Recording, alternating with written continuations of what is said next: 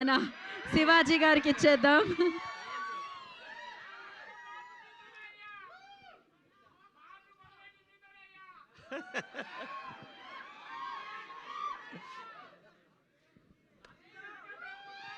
అందరికీ నమస్కారం అండి. పాత్రికేయ సోదరులకు, మీడియా మిత్రులందరికీ కూడా పేరు పేరున నమస్కారాలు. ఈ సినిమా ఎలా ఉంటుందంటే, మనం కేఎఫ్సి సెంటర్కి వెళ్ళి మంచి చికెన్ బకెట్ తీసుకొని వెళ్ళి కూర్చుంటే ఎట్లా ఉంటుందో వేడి వేడిగా తింటా ఆ మజాని ఎంజాయ్ చేస్తా, అలా ఉంటుంది ఈ కేఎఫ్సి నుంచి వచ్చే సినిమా. ఇదైతే పక్క. అక్కడ చూడండి, ఆయన అసలు పెట్టారు కోనా ఫిలిం కార్పొరేషన్, కేఎఫ్సి. ఏ మాత్రం ఆ బ్రాండ్కి తగ్గదు. ఇది చాలా మంచి లవ్ స్టోరీ అండి. ఇది నాకు కథ తెలుసు. మనల్ని ఒక పాత్రకి అడిగారు, ఏ పాత్ర అయి ఉండొచ్చు, రొటీన్గా ఉంటుందని నేను మా వాడితో అన్నా, వద్దురా ఇది దీంట్లో కాదులే, మనం వేరే దాంట్లో చేద్దాం. పైగా మా శ్రీదేవి తను ఎంత గొప్ప ఆర్టిస్ట్ అంటే, మీరు అమ్మాయి రీల్స్ ఏమైనా చూసారా? ఓరి బాబో ఏం ఎక్స్ప్రెషన్స్! నాకు కోర్టు సినిమా చేసేంత వరకు ఎవరి పిల్ల ఏదో ఓకే ఎర్రగా బుర్రగా ఉంది, బాగుంది, తీసుకున్నారు హీరోయిన్ అనుకున్నా. ఆ సినిమా అయిపోయినాక 6 నెలలకి తనకు ఒక రీల్ పెట్టానమాట శ్రీదేవికి. ఏటమ్మా ఇదే అని అన్నా. అస్సలు బాబోయ్, ఇందాక అదే చెప్తున్నాను. అందుకు ఎంత మంచి ఆర్టిస్ట్ అంటే చాలా చాలా మైన్యూట్గా ఉంటాయి తన రీల్స్లో ఇచ్చే ఎక్స్ప్రెషన్స్. చాలా గొప్ప ఆర్టిస్ట్ అవుతుంది, చాలా దూరం వెళ్తుంది. అలాగే రోహన్ ఏదోట్లే అబ్బా, నా ఇష్టం వచ్చిందంట మంగపతి ఇక్కడ. నాకు అది కన్ఫ్యూజు. మాకేమో 90స్లో రోహన్ గాడు ఉన్నాడు, ఈడ రోషన్ గాడు, ఎక్కడ తెచ్చేది నేను. సరే, వీళ్ళిద్దరూ very close to my heart. So మంచి డాన్సరు, మంచి టైమింగ్ ఉన్న artist, long way to go.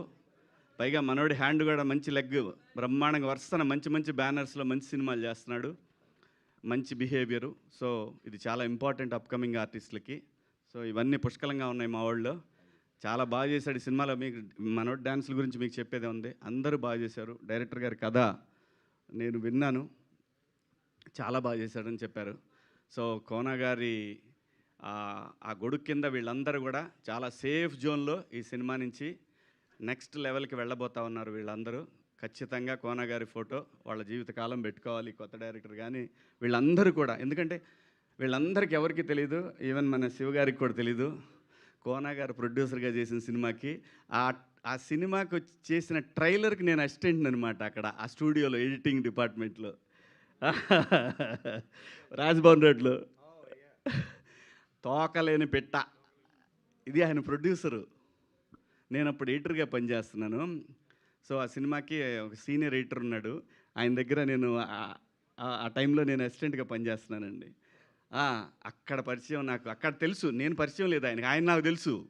Kona గారు ఏదైనా టైం రావాలి. నేను చాలాసార్లు అనుకునేవాడిని, ఎందుకంటే అసలు ఆయన రాసిన కామెడీ స్క్రిప్ట్లు ఎవ్వరు రాయాల. ఈవీవి గారి తర్వాత అంత స్థాయిలో కోనా గారు ఆయన స్క్రిప్ట్లు అంత అద్భుతం. కానీ ఎప్పుడు బాధపడేవాడిని, ఎందుకు రావు మనకి వీళ్ళ దగ్గర నుంచి, ఎందుకు క్యారెక్టర్లు రావు అని ఫీల్ అయ్యేవాడిని నేను. ఏదైనా టైం రావాలి రబ్బాయి, దేనికైనా లైఫ్లో దేనికైనా టైం రావాలి. టైం వచ్చినప్పుడు అన్నీ అవే సెట్ అవుతాయి, కాకపోతే అప్పుడు మనం రెడీగా ఉండాలి.